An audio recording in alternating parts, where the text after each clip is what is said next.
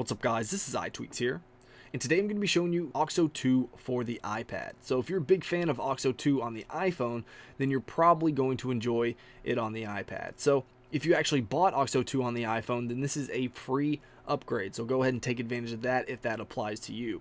So let's go ahead and start walking through Auxo 2. You can see here if we pull up, we bring up the multi-center. So we have our app switcher right up here as well as the control center right down here. So this already looks a whole lot better to me on the iPad than it does on the iPhone, just because you have the entire control center right down here uniformly, not split up like it is on the iPad, like at the bottom and at the top with the app switcher right in the middle. This just looks a whole lot more native iOS to me and a whole lot more simple, a whole lot less cluttered, and I like that a lot.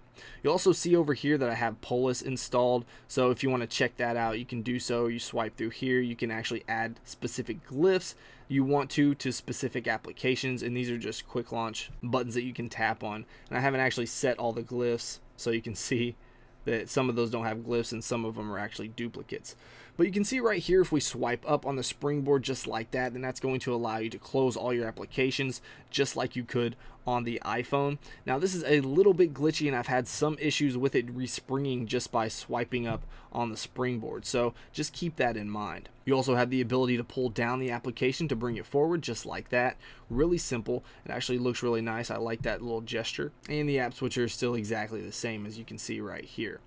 Now another really cool thing about Auxo 2 is the quick switcher. So you can see right here, if we pull up on the bottom left hand corner, you can see our quick switcher, which is going to allow us to swipe through all of our apps that are open in the background just like that. So that's actually really cool.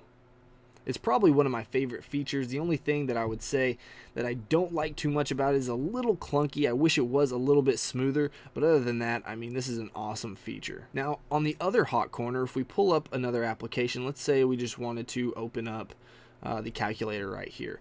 Now, if we swipe up on the bottom right-hand corner, you can see that it's actually going to close out of the application just like that. You can bring it back, or you can just go ahead and close it, and it goes directly to the springboard. Now, that application wasn't killed from the background running apps. It just actually closed it and went directly to the springboard. So you can see right here, if we bring up the multi-center, there is the calculator still right there. But let's go ahead and go into our settings here, and I'm going to show you everything that we have to toggle on and off. First of all, we have the multi-center, so you can toggle that on or off right there. You can also toggle on or off the quick switcher as well as your hot corners. Now right here we have our advanced options. So there's a few options here, not as much as you would see in the iPhone advanced options menu, but really you don't need them. So right up here we have open to last app. So basically what that does, if we toggle that on, it's going to obviously open up to the last application if we pull up our switcher right there. So you can see it goes right back to the calculator.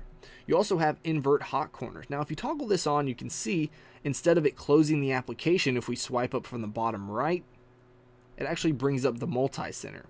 And what this does is actually completely disable quick switcher, which is pretty much a huge bummer.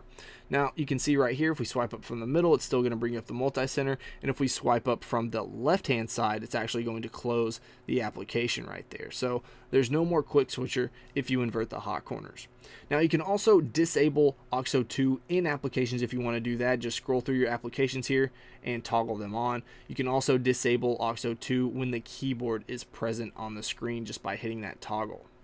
But that's pretty much it with Auxo 2. I highly recommend checking this out, especially if you already purchased this for your iPhone, just because this is a free download if you already did that. So let me know what you guys think about Auxo 2 for the iPad in the comments below. And if you enjoyed this video, please hit that like button. If you want to see more of my videos, then go ahead and subscribe.